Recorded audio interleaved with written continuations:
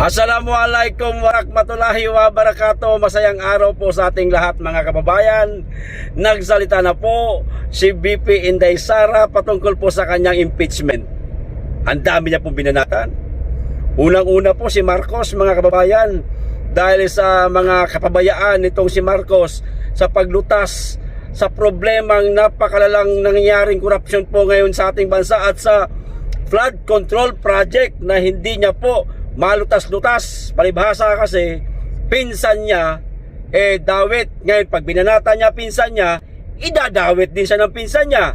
At ang pangalawa niya pong binanatan mga kababayan, si Our Lady of Insertion si Risa Hontiveros at ang Akbayan na sila ang putang ina mga yan na nagsampa ng impeachment complaint laban sa ating pangalawang Pangulo. Ewan ko lang kung umusad yung impeachment lang na yan. Ewan ko lang kung magtatagumpay. Uusad, naroon na tayo.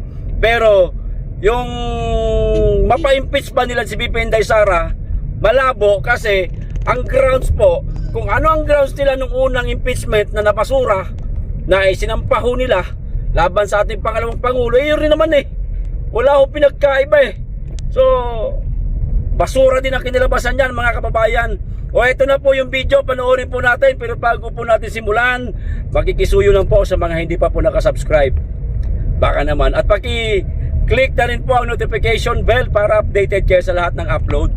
At huwag niyo pong kalimutan, paki-like at paki-share po nitong video. Kasi naka-shadow ban po tayo ngayon mga kababayan. Pinagtripan na naman kami ng Palasyo Malacanang.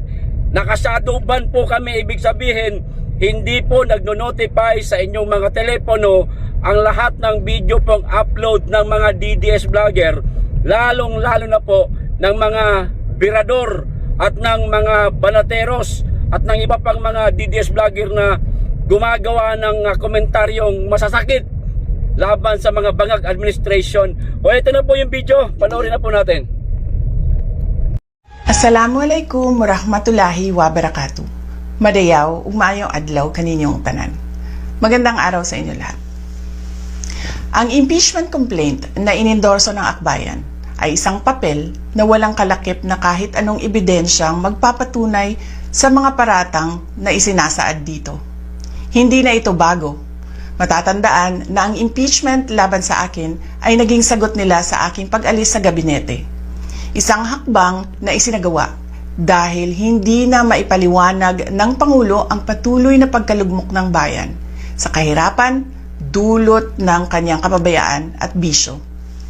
Noong 19th Congress, binuksan pa nila ang isang Investigation in Aid of Legislation, hindi upang lumikha ng batas, kundi upang magsagawa ng isang malinaw na fishing expedition para sa planadong impeachment laban sa akin. Paulit-ulit nilang ibinandera ang isyung Mary Grace Piatos bilang umano'y bahid ng katiwalian. Kahit na sa kabila ng lahat ng investigasyon ay wala silang naipakitang kahit isang direktang paglabag sa paggamit ng confidential funds.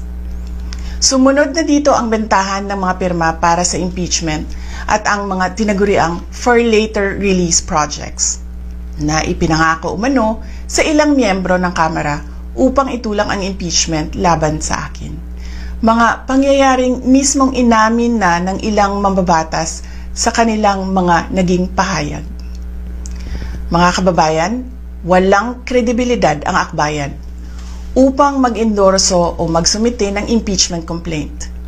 Ilang ulit ng hayagang ipinahayag ng kanilang pinuno ang kanyang intensyong tumakbo sa pagkapangulo. Isang malinaw na indikasyon ng pampulitikang motibo sa likod ng kanilang mga hakbang.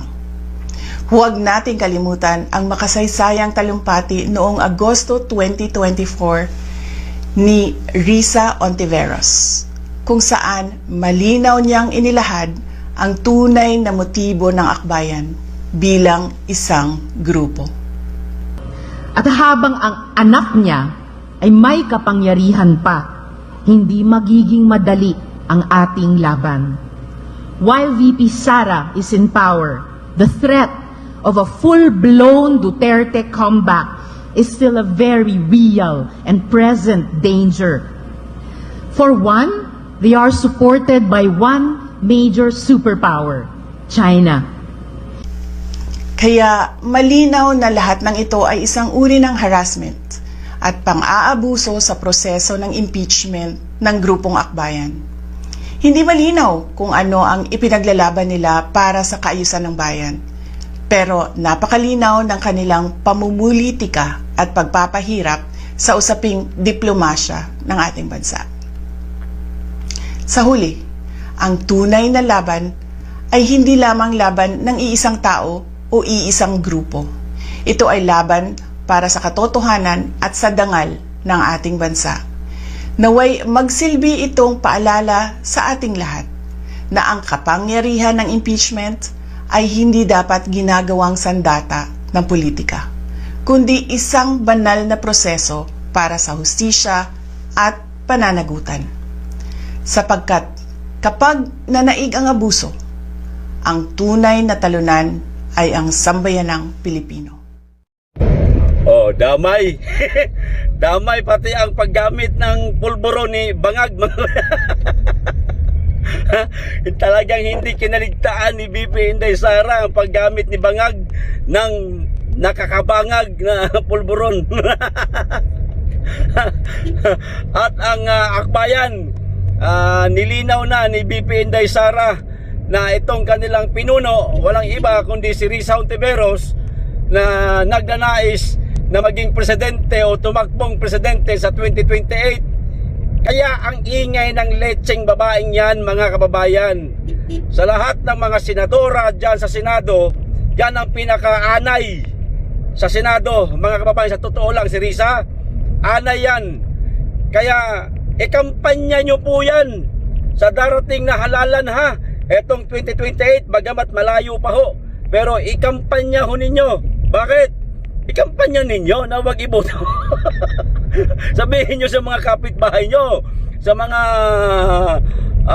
kamag-anakan, mga kaibigan, sabihin nyo na wag iboto yung letseng babaeng yan dahil isa yan sa mga nagpahirap kay dating Pangulong Duterte, kaya ngayon nadala sa dahig Netherlands at nakakulong pa ang ating tatay. At pati kay Pastor Apollo Kibuloy, isa yan sa mga naghanap na mga peking witness.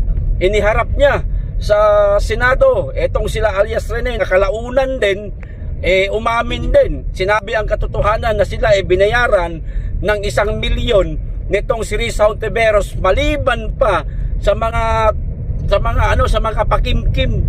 No. Tapos magiging presidente. Kung si Bangag nga hindi naman naging ganun ang ginagawa, o wala naman siyang nagawang ganun kagaya ng ginawa ni Risa Hontiveros. Pero anong ginawa ngayon sa bansa? Di ba napakahirap na ho natin, mga kababayan? Napakamahal ng mga bilihin. Maliban dyan, napakalala ho ng korupsyon, flood control na hindi nila kayang lutasin. May napakulong na ba ng mga big fish? Lintik. Yung mga big fish na sinasabi nila, hindi naman sangkot yung mga yan Itinuturo lang ho nila para kung masabi na meron silang naipakulong na mga big fish, pero hindi po yung mga big fish na yan ang hinahanap natin. Walang iba kundi yan si Martin Romualdez kasama si Bangag, lahat ng mga kagrupo nila na pare-pareha sila mga maituturing na ng ating mga kababayan na mafia, di umano mafia. Yan ang galawan ng mga yan, kasi puro sindikato ginagawa ng mga yan Pagtulungan po natin, mga kababayan, ang ating pangalawang Pangulo na protektahan, lalong-lalo na po sa mga darating pang taon na kung saan malapit na po ang eleksyon. Mga kababayan, walang ibang politiko ang makakatulong ho sa atin kundi ang mga Duterte lang. Si BP Inday Sara lang. Sana hindi tumalab itong impeachment sa kanya, kasi halos parehas lang naman po ang grounds na isinampan nila sa ating pangalawang Pangulo Wala hong pinagkaiba, parehas lang po, mga kababayan. Kaya sana ipanalangin din po natin, dahil siyempre ang kalaban ni BP Inday Sara kahit paano makapangyarihan niyang mga yan, kahit na mga mandaraya yan, kasi dinadaan nila lahat sa pera. Mga kababayan, ipanalangin po natin ang ating pangalawang Pangulo. Sana magtagumpay siya sa laban niya na ito sa pagharap niya sa kanyang impeachment complaint. Malapit na po kasi. Ilang araw na lang o ilang linggo na lang magsisimula na po yung impeachment sa kanya. Ito nga niluluto na. Ang problema ho dito, baka mamaya magkatotoo, putang ina, wag naman sana. Yung sinabi ni Attorney Harry Roque, kung hindi nila mapa-impeach si BP Inday Sara, baka alam nyo na, gumamit ho sila ng dahas, mga kababayan, at malay natin kung anong gawin o anong plano nilang gawin sa pangalawang Pangulo. No, sana wag naman mangyari yan. Sana ingatan din siya ng kanyang mga security, kasi ang pag-asa ng sambayan ng Pilipino nasa mga Duterte lang talaga. Wala nang iba. Sa ngayon, lahat ho sila magkakasama na. Dilawan, Kakamping at Pula. Parehas ho yan sila. Magkakasama na ho sila. Nag-iisa lang po tayo. Nag-iisa lang po tayo, mga Berde, mga Duterte supporter. Tayo na lang po ang magtulungan, mga kababayan, ikampanya ang ating pangalawang Pangulo sa darating na halalan sa 2028, bagamat matagal pa. Pero ngayon pa lang, kinakailangan maghanda na po tayo, kasi ang kalaban, mga naghahanda na rin ho sila. Kita nyo naman, 2026 pa lang ngayon, pero lahat ho sila nagpapahayag na natatakbo sila sa pagka-presidente sa 2028. Isa na dyan, si John Vic Remulla, na kapag ka daw siya ang inendorso ni Bangag na maging tawag dito, kandidato ng administrasyon, tatakbo daw siya. O si Risa Ontiveros sa mga Dilawan, siya rin. O sa atin, mga DDS o mga Berde, walang iba kundi si BP Inday Sara ang ating manok sa 2028, mga kababayan. Yun lang po. Hanggang dito lang. Maraming salamat. Mag-iingat kayong lagi at higit sa lahat, mahalin po natin ang Pilipinas.